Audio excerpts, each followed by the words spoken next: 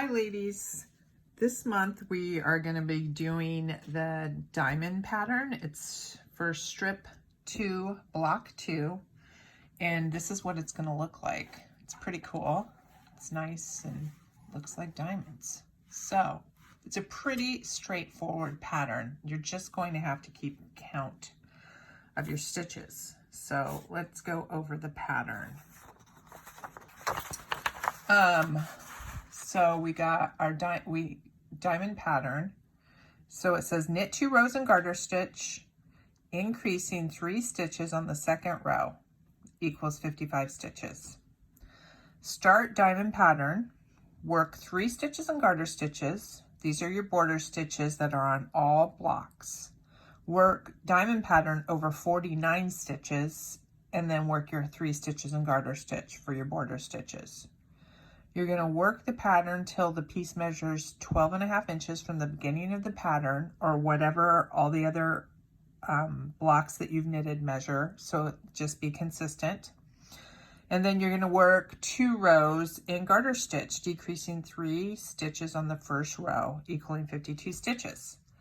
So the thing about this pattern is it's just a 10-row repeat. So row 1, right side, it says purl 1, then you've got your asterisk, and then it says knit 7, purl 1, repeat from asterisk. So this is what you're going to be repeating, whatever's in between your asterisks. So purl 1, knit 7, purl 1 till the end. Just that, purl 1 is just one time, and then this is what you do until the end. So row 2 is knit 2, purl 5, then here's your asterisks, knit 3, purl 5, repeat from asterisk. So this is what you'll repeat to the last 2 stitches, and you'll end with knit 2.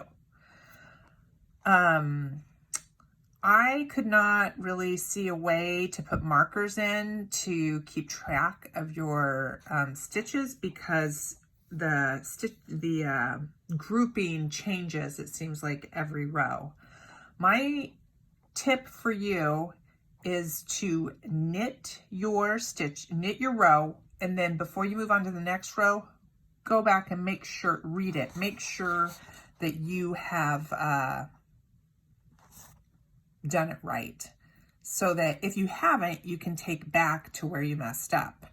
So let's refresh on that. I like to take back this way. To take back, you are just going to, like, say I messed up here. You're just going to go in to this, let me get through this first one, through the stitch below. So I find it helps me to pull this, my working yarn, taut and behind, because see, you can see the stitch below. This is the stitch on your needle. You do not want to go into that. You want to go into this stitch below. So I'm going in, pulling it off, and pulling it through. Okay, so here I go. Go in, pull it off, pull it through. Okay, so say I messed up back here. Here I go. I'm going to go in there, pull it off, pull it through. Okay. For a purl stitch, you bring your yarn forward. This isn't a purl stitch, but I'm going to pretend it is. And a purl stitch is actually easier because you see the bar that goes right across your stitch that makes it a purl stitch. That's what you go into. You just go into that bar. Pull it through and pop it off. Okay. So that is how you knit backwards. If you need more help than that, you can always text me and we can FaceTime and I can walk you through it, no problem. I think that that's all there is for this pattern. It's really not it's not hard. It's just, I really advise you to keep track of where you're at. And it's really easy to read your knitting on this, because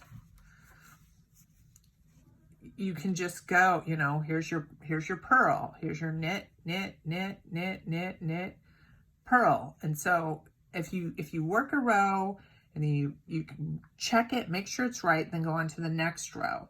And then you'll be golden, you'll be good to go.